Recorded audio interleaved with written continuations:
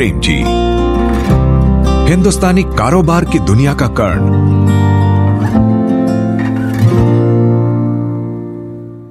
एक चुलबुला लड़का जिसे बचपन में अपनी शरारतों के कारण क्लास से बाहर निकालकर घुटनों के बल बैठने की सजा दी जाती थी, आज उसकी दरिया दिली के कारण सारी दुनिया उसके सम्मान में अपना सिर झुकाती है। जी हां, वो लड़का कोई और नहीं, भारत के बिजनेस टाइकून अजीम प्रेम जी हैं, जो आज दुनिया में अपनी दानवीरता के कारण भारत के बिल गेट्स के नाम से मशहूर हैं। यह कहानी है विप्रो लिमिटेड के फाउंडर चेयरमैन की, जिसने बिजनेस करना अपने अब्बू से सीखा और गरीबों की मदद करना अपनी प्यारी अम्मी से। और देखते ही देखते उसने दोनों ही फील्ड्स में ऊंचाइयों के एवरेस्ट को छू लिया। यह आदमी ऐसा है जिसे दुनिया के सबसे अमीर लोगों की लिस्ट में सबसे ऊपर बने रहने में कोई दिलचस्पी नहीं है। मेहनत से कमाई गई अपनी दौलत प्रेम जी खुले दिल से गरीबों में लुटाते हैं और खुद बेहद सादगी से जिंदगी गुजारते हैं। कभी भारत के सबसे अमीर आदमी रहे अजीम प्रेम जी आज अपनी प्रॉपर्टी का एक बड़ा हिस्सा डोनेट करके फोर्ब्स की लिस्ट में 10वें नंबर पर आ गए हैं। लेकिन चैरिटी करने वालों की लिस्ट में उनका नाम दिन ब दिन ऊपर आता जा रहा है। कोरोना के लिए सबसे ज्यादा दान करने वाले वे आज दुनिया के तीसरे इंसान बन गए हैं। इंडियन आईटी इंडस्ट्री के किंग कहे जाने वाले प्रेम जी का सारा बिजनेस एम्पायर करीब 6.1 बिलियन US$ का है, जो दुनिया के 110 से ज्यादा देशों में फैला हुआ है। एक उत्कृष्ट कारोबारी के रूप में भारत की सरकार उन्हें पद्म भूषण और अपने दूसरे सर्वोच्च नागरिक पुरस्कार पद्म विभूषण से सम्मानित कर चुकी है। अजीम प्रेम जी की कहानी किसी फिल्म की कहानी से कम उतार चढ़ाव वाली नहीं रही है। प्रेम जी 24 जुलाई 1945 को मुंबई में एक एलीट मुस्लिम फैमिली में जन्मे थे। तब मुंबई बॉम्बे कहलाता था। प्रेम जी का खानदान बर्मा यानी आज के म्यांमार से आकर गुजरात में कच्छ के रेगिस्तानी इलाके में बस गया। उनके पिता मोहम्मद हाशिम प्रेम जी उन दिनों एक मशहूर व्यापारी थे और उन्हें बर्मा के राइस किंग यानी चावल राजा के रूप में पहचाना जाता था। गुजरात में भी उन्होंने चावल का कारोबार शुरू किया। कारोबार चल निकला। 1945 तक अजीम के पिता हाशिम भारत के एक बड़े चावल कारोबारी बन चुके थे। अचानक अंग्रेजों ने कुछ ऐसी पॉलिसी लागू कर दी कि उन्हें अपना कारोबार बदलने के लिए मजबूर होना पड़ा। कारोबार की तलाश में उनके पिता बॉम्बे में आकर फंस गए। प्रेम जी के जन्म के साल ही उनके पिता ने वनस्पति घी का नया बिजनेस शुरू किया। उन दिनों भारत के खाने में आमतौर पर सरसों का तेल और शुद्ध घी का ही इस्तेमाल होता था। हाइड्रोजनीकृत वनस्पति घी कुकिंग ऑयल के क्षेत्र में नई चीज थी। 1930 तक वनस्पति घी बाहर से मंगाया जाता था। बाद में एक कंपनी ने भारत में डालडा लॉन्च किया और देखते देखते डालडा मिडिल क्लास की जरूरत बन गया। भारत में डालडा की कामयाबी देखकर हाशिम ने बॉम्बे में western India vegetable products limited बनाया, जिसे आज विप्रो के नाम से जाना जाता है। मुंबई से 400 किलोमीटर दूर महाराष्ट्र में हाशिम ने वनस्पति घी का कारखाना शुरू किया और अपने ब्रांड का नाम दिया सनफ्लावर वनस्पति। यह कंपनी कपड़े धोने का साबुन 787 भी बनाती थी, जो वनस्पति घी का एक बाई प्रोडक्ट था। कंपनी बनने के 2 साल बाद ही भारत पाकिस्तान का बंटवारा हो गया। पाकिस्तान के संस्थापक मोहम्मद अली जिन्ना भी बंबई में रहते थे। शिया संप्रदाय के मुस्लिम हाशिम प्रेम जी से उनके बहुत अच्छे ताल्लुकात थे। पाकिस्तान बनने के बाद जिन्ना ने हाशिम को पाकिस्तान आने का ऑफर दिया। जिन्ना ने उन्हें पाकिस्तान का फाइनेंस मिनिस्टर बनने का प्रपोजल दिया, मगर हाशिम प्रेम जी का भरोसा सेक्युलर इंडिया में था। उन्होंने यह ऑफर ठुकरा दिया। हाशिम प्रेम जी अपने कारोबार को आगे बढ़ाते चले गए। 2 साल में उनकी कंपनी पब्लिक लिमिटेड बन गई। हाशिम बेहद ईमानदार बिजनेसमैन थे। उन्होंने अपने कारखाने में स्थानीय किसानों को उपज के अच्छे दाम दिए। प्रेम जी का इलाके में बेहद सम्मान हो गया। लोग उन्हें प्यार से मोहम्मद सेठ के नाम से बुलाने लगे थे। बचपन में प्रेम जी बहुत शरारती थे। टीचर अक्सर उन्हें क्लास के बाहर कर देते थे। उस समय क्लास के बाहर घुटने टेक कर बैठने की सजा दी जाती थी। ऐसी सजाएं उन्हें खूब मिली। फिर घर में उनकी अम्मी से उन्हें बहुत डांट पड़ती। प्रेम जी की अम्मी गुलबानो एक डॉक्टर थी, लेकिन वे मरीजों से पैसे नहीं लेती थीं। शादी के बाद से ही उन्होंने बॉम्बे के हाजी अली में बच्चों के लिए हड्डियों का अस्पताल खोल दिया। 27 की उम्र से लेकर 77 यानी 50 साल का जीवन गरीब बच्चों के नाम कर दिया था। अम्मी रोज 9 घंटे काम करती थी। ये मेहनत और गरीबों की मदद का जुनून प्रेम जी को अपनी मां से ही विरासत में मिला। उधर मोहम्मद हाशिम ने अपने बेटे अजीम प्रेम जी का दाखिला अमेरिका के कैलिफोर्निया की स्टैनफोर्ड यूनिवर्सिटी में करा दिया था। 11 अगस्त 1966 का दिन अजीम प्रेम जी के पास मुंबई से एक ट्रंक कॉल आया। फोन पर दूसरी तरफ उनकी मां गुलबानो ने बेटे अजीम को बताया कि उनके वालिद अब इस दुनिया में नहीं रहे, तुम फौरन इंडिया लौट आओ। अजीम और उनके खानदान पर दुखों का पहाड़ टूट पड़ा था। अजीम पढ़ाई बीच में छोड़कर तुरंत मुंबई लौट आए और कुछ वक्त बाद उन्हें कंपनी की बागडोर संभालनी पड़ी। लेकिन 21 साल के नौजवान अजीम को बिजनेस का कोई तजुर्बा नहीं था। प्रेम जी ने जब बिजनेस संभाला उससे साल भर पहले तक कंपनी की वैल्यू करीब 7 करोड़ रुपए की थी। यह उस दौर के लिहाज से भी एक बड़ी कंपनी थी। विप्रो की उनकी पहली सालाना जनरल मीटिंग में ही उनकी कंपनी के बड़े शेयर होल्डर ने उनसे कहा था कि प्रेम जी, आपकी उम्र अभी इस बिजनेस के लिए बहुत छोटी है। क्यों नहीं आप अपने हिस्से के शेयर बेचकर इस कंपनी को किसी मैच्योर मैनेजमेंट को दे देते, क्योंकि आपकी उम्र का कोई भी व्यक्ति इस कंपनी का नेतृत्व नहीं कर सकता है। लेकिन उन्होंने चुनौती स्वीकारी और वे इस कंपनी के चेयरमैन बन गए। वनस्पति घी के बाजार में डालडा अब भी बड़ा ब्रांड था। लोगों को जब वनस्पति घी खरीदना होता तो वो डालडा ही बोलते थे। अजीम ने सोचा सिर्फ वनस्पति घी से काम नहीं चलेगा, उनकी कंपनी को प्रोडक्ट्स में वैरायटी लानी होगी। तो उन्होंने दूसरे कंज्यूमर प्रोडक्ट्स जैसे साबुन, जूते और लाइट बल्ब, साथ ही हाइड्रोलिक सिलेंडरों का उत्पादन भी शुरू कर दिया। अजीम प्रेम जी ने कंपनी की पॉलिसी, तकनीक और प्रोडक्ट को शानदार बनाया। इससे कंपनी की ग्रोथ में तेजी आई। 7 जून 1977 को कंपनी का नाम western India vegetable products limited से बदलकर विप्रो प्रोडक्ट्स लिमिटेड कर दिया गया। तब इस कंपनी का सालाना टर्नओवर करीब $3 मिलियन का था। विदेश में पढ़े प्रेम जी शुरू से ही स्वभाव से बहुत सरल, ईमानदार और विनम्र थे। वे इतनी सादगी से रहते थे कि जिसने उन्हें पहले नहीं देखा हो वो यकीन ही ना कर पाए कि यही प्रेम जी हैं। मुंबई में उन्हें कई लोगों ने दुकान से ब्रेड खरीदते देखा है। उनके बारे में एक घटना अक्सर अखबारों में याद की जाती है। विप्रो में राम नारायण अग्रवाल बतौर एमडी 1977 में विप्रो से जुड़े थे। उन्हें विप्रो से इंटरव्यू की कॉल आई थी। तब वे सुबह 7 बजे इंटरव्यू के लिए पहुंच गए थे। तभी एक नौजवान आया और ऑफिस का लॉक खोलने लगा। उन्हें लगा कि यह एडमिनिस्ट्रेशन का यंग अफसर है। वो नौजवान उन्हें रिसेप्शन पर बैठाकर अंदर चला गया। थोड़ी देर बाद अग्रवाल को इंटरव्यू के लिए अंदर बुलाया गया। जब उस नौजवान ने कैबिन में अपना परिचय दिया, मैं अजीम प्रेम जी हूं, तब अग्रवाल हक्का बक्का रह गए। ऐसे ही एक और घटना है उनकी ईमानदारी की। साल 1987 में विप्रो ने कर्नाटक के अपने तुमकुर कारखाने के लिए बिजली के कनेक्शन की एप्लीकेशन दी। बिजली कर्मचारी ने इसके लिए 1 लाख रुपए की रिश्वत मांगी। प्रेम जी ने रिश्वत देने से इनकार कर दिया। उन्होंने कहा कि नियम से सप्लाई नहीं मिलेगी तो हम अपनी बिजली बना लेंगे। विप्रो ने जनरेटर से काम चलाया। इस पर करीब 1.5 करोड़ रुपए खर्च हुए। बाद में कर्नाटक सरकार के अफसरों ने इस असुविधा के लिए कंपनी से माफी मांगी। अजीम प्रेम जी की शादी खूबसूरत यास्मीन चिनॉय से हुई। यास्मीन के पिता शाह चिनॉय एशिया में सबसे बड़े गैराज के मालिक थे। यह परिवार मुंबई में ही रहता था। यास्मीन खुद एक लेखिका हैं, एक बेहतरीन आर्किटेक्ट हैं। वे बॉम्बे में ही पढ़ी और कॉलेज के दिनों में एक अच्छी हॉकी प्लेयर थीं। यास्मीन की पहली शॉर्ट स्टोरी 18 साल की उम्र में उनके निकनेम से द इंडियन एक्सप्रेस के संडे स्टैंडर्ड सप्लीमेंट में छपी थी।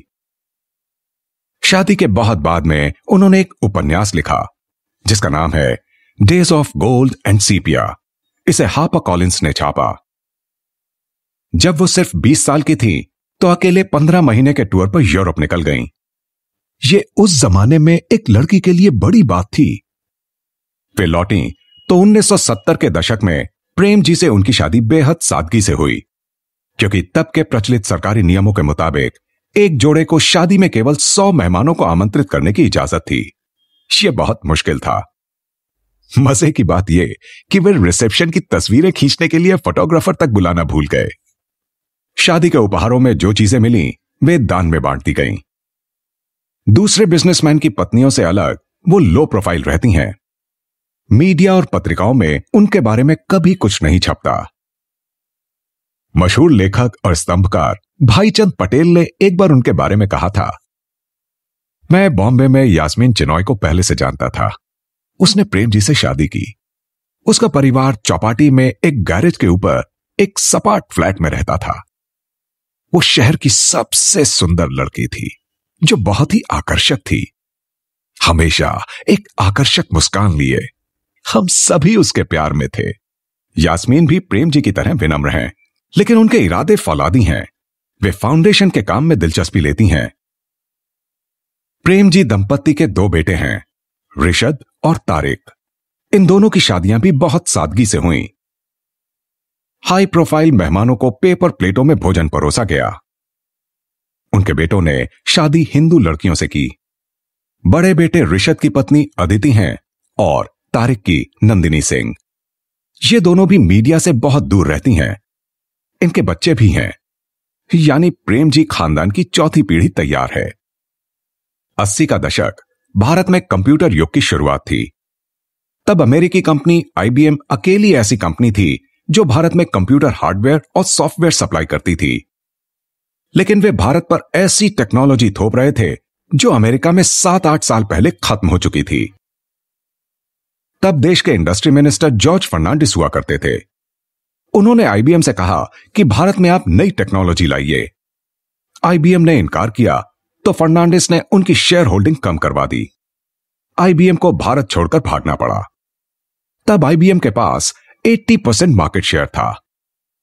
उसके जाते ही एक बड़ा वैक्यूम हो गया।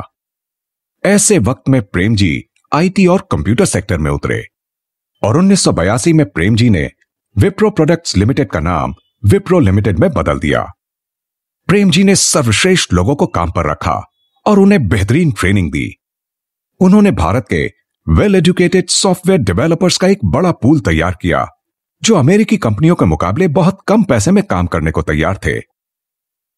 विप्रो ने एक्सपोर्ट के लिए अपना पूरा ध्यान कस्टम सॉफ्टवेयर डेवलप करने पर लगाया।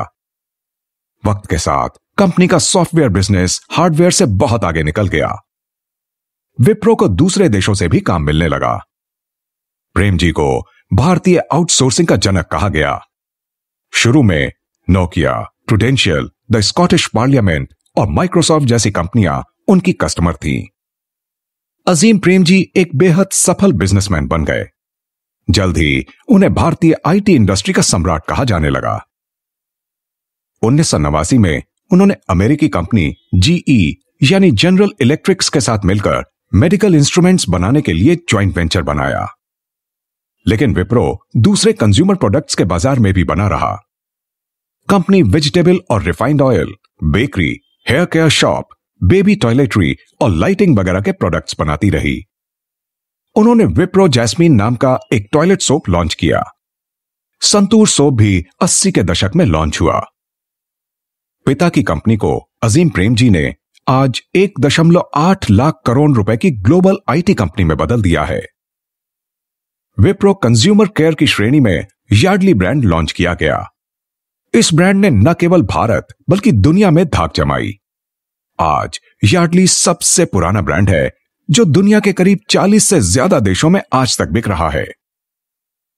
इसी तरह 90 के दशक में विप्रो लाइटिंग ने घरों, दुकानों और दफ्तरों को रोशनी के एक नए मायने दिए। देश को LED लाइट से पहली बार पहचान कराने वाली यही कंपनी है। विप्रो के देश में करीब 80,000 इलेक्ट्रिकल आउटलेट्स हैं। 50 साल की उम्र में अजीम प्रेम जी ने छूटी हुई अपनी पढ़ाई दोबारा शुरू की। साल 1995 कॉरेस्पॉन्डेंस क्लासेस के जरिए उन्होंने स्टैनफोर्ड यूनिवर्सिटी से इंजीनियरिंग की डिग्री हासिल की। 1997 से 2002 के बीच विप्रो सबसे तेज पूंजी कमाने वाली कंपनी बन गई। 2004 में कंपनी का रेवेन्यू $934 मिलियन तक पहुंच गया। साल 2000 में विप्रो का विस्तार अमेरिका तक हो गया और कंपनी न्यूयॉर्क स्टॉक एक्सचेंज में लिस्टेड हो गई। बीपीओ बिजनेस शुरू हो गया। साल 2005 में अजीम प्रेमजी ने कंपनी के सीईओ का पद भी संभाल लिया। 2 साल बाद उनके बेटे ऋषभ प्रेमजी ने भी विप्रो को ज्वाइन कर लिया। विप्रो में प्रेमजी परिवार की 74% हिस्सेदारी हो गई।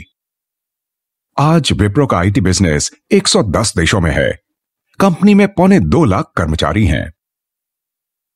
एक कामयाब बिजनेसमैन के रूप में इतनी तेजी से आगे बढ़ने से देश और विदेश में अजीम प्रेमजी की धाक जम गई थी।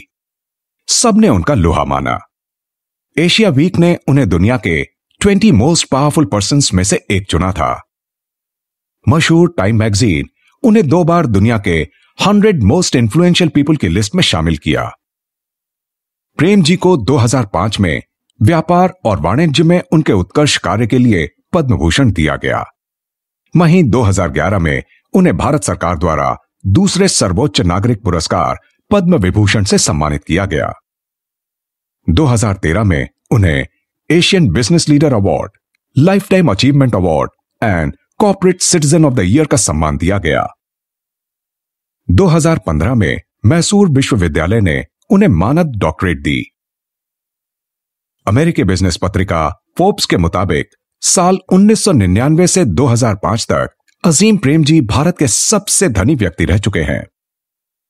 वर्तमान में प्रेमजी 10वें सबसे धनी भारतीय हैं, जबकि दुनिया के सबसे धनी व्यक्तियों में वे 253वें नंबर पर हैं। यही नहीं, प्रेमजी दुनिया भर के आईटी स्टूडेंट्स को बेंगलोर के अपने इंस्टीट्यूट में सॉफ्टवेयर डेवलपमेंट की ट्रेनिंग देते हैं। 3 महीने की इंटेंसिव स्टडी और 9 महीने की ऑन द जॉब ट्रेनिंग के बाद जब ये आईटी स्टूडेंट्स वापस अपने देश लौटते हैं तो वो एक परफेक्ट आईटी इंजीनियर होते हैं और तब उनके देश में उनके लिए नौकरी की गारंटी होती है। प्रेम जी कहते हैं कि हमारे यहां से सीख कर लौटे आईटी स्टूडेंट्स दुनिया में कहीं भी काम कर सकते हैं। दुनिया में 1 लाख से ज्यादा आईटी स्टूडेंट्स यहां से ट्रेनिंग लेकर लौट चुके हैं। सारी दुनिया में परोपकार के मामले में अजीम प्रेमजी की तुलना माइक्रोसॉफ्ट किंग बिल गेट्स से की जाती है, लेकिन दोनों की लाइफस्टाइल में बड़ा फर्क है। गेट्स के पास 66,000 स्क्वायर फीट का महल है, जिसमें 7 बेडरूम, 6 रसोई, सिनेमा हॉल और गुंबददार लाइब्रेरी है। उनके पास एक प्राइवेट सी बीच है। दूसरी तरफ भारत के बिल गेट्स कहे जाने वाले प्रेमजी की जिंदगी सादगी की मिसाल है। बेंगलोर में उनका एक साधारण सा बंगला है। वे सस्ती फोर्ड एस्कॉर्ट से चलते हैं। बेंगलोर के आसपास की पहाड़ियों के बीच बने अपने छोटे से फार्म हाउस में वे आपको टी शर्ट और शॉर्ट्स में सुबह दौड़ते हुए मिल जाएंगे। कभी वे आपको पहाड़ों पर ट्रैकिंग करते दिख जाएंगे। प्रेम जी अपनी सादगी और परोपकारी स्वभाव के कारण अपनी कंपनी में बेहद पसंद किए जाते रहे हैं। उनकी सादगी का आलम यह है कि कभी कभी वे ड्राइवर को घर भेजकर ऑटो से ही एयरपोर्ट निकल जाते हैं। हैरत की बात यह भी कि अरबों रुपए की संपत्ति का यह मालिक आज भी प्लेन के इकोनॉमी क्लास में सफर करता है। वे आमतौर पर घर से ऑफिस या एयरपोर्ट से घर जाते वक्त अगर टैक्सी ना मिले तो ऑटो से चले जाते हैं। ऐसे वो शुरू से करते आए हैं। वे ऑटो ड्राइवर से बिना अपना परिचय दिए बात भी करते चलते हैं। बिना शराब पीते हैं ना सिगरेट। बस उन्हें अपनी फैमिली के साथ अच्छी फिल्में देखने का शौक है। एक बात और, अपने दफ्तर में भी वे दूसरे वर्कर जैसी ही सुविधाएं लेते हैं। एक दफा विप्रो के एक वर्कर ने अपनी कार उस जगह खड़ी कर दी जहां आमतौर पर अजीम अपनी कार खड़ी करते थे। इस पर कंपनी का एडमिन डिपार्टमेंट बहुत गुस्सा हुआ था। एडमिन ने ऑर्डर निकाल दिया कि आइंदा कोई उस जगह पर गाड़ी खड़ी नहीं करेगा। अजीम प्रेम जी ने इस ऑर्डर का विरोध किया और कहा कि कोई भी खाली जगह पर गाड़ी खड़ी कर सकता है। अगर मुझे वही जगह चाहिए तो मुझे दूसरों से पहले ऑफिस आना होगा। अजीम प्रेम जी जब भी कहीं बाहर जाते हैं वे कंपनी के गेस्ट हाउस में ही रुकते हैं।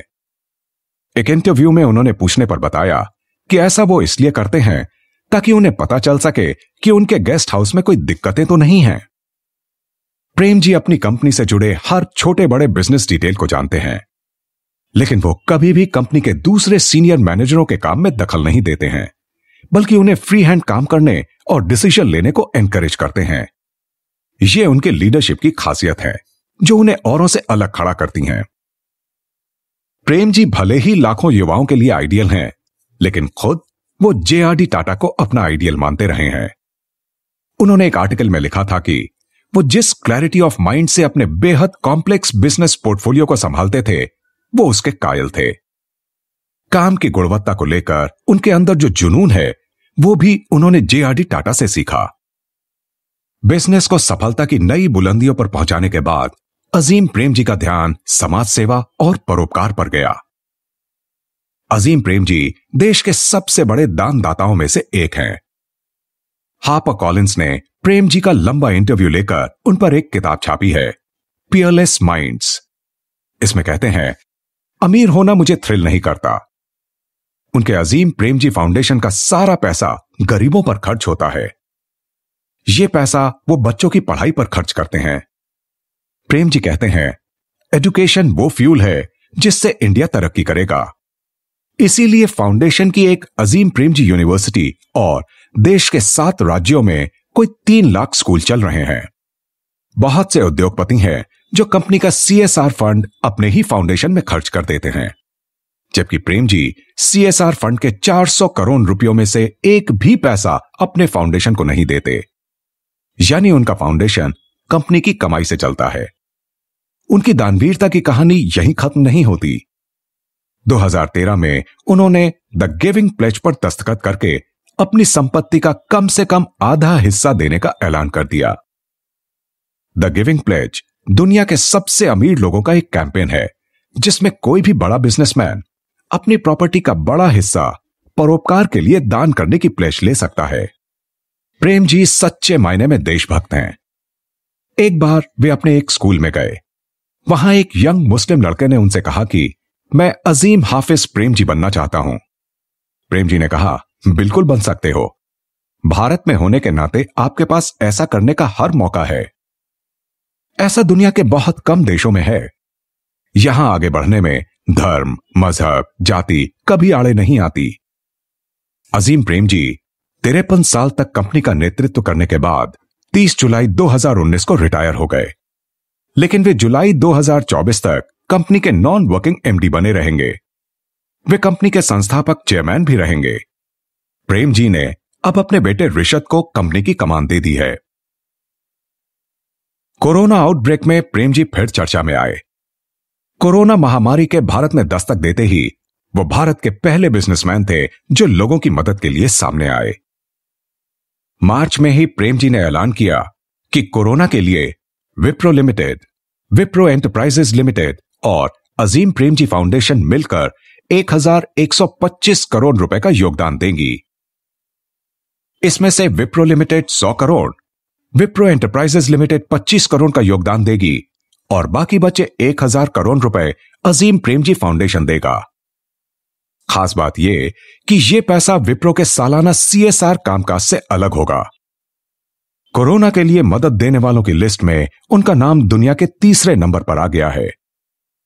इस लिस्ट में पहला नाम ट्विटर के CEO जैक डॉर्सी का है, जिन्होंने कोरोना के लिए $1 बिलियन डोनेट किए। दूसरा नाम माइक्रोसॉफ्ट फाउंडर बिल गेट्स और उनकी वाइफ मेलिंडा गेट्स हैं, जिन्होंने $255 मिलियन डोनेट किए। और तीसरा नाम अजीम प्रेम जी का है, जिन्होंने $132 मिलियन डोनेट किए। अजीम प्रेम जी फाउंडेशन और विप्रो ने अपने जारी बयान में कहा, इस संकट का सब लोगों को साथ मिलकर सामना करना चाहिए और इसके असर को कम करना चाहिए।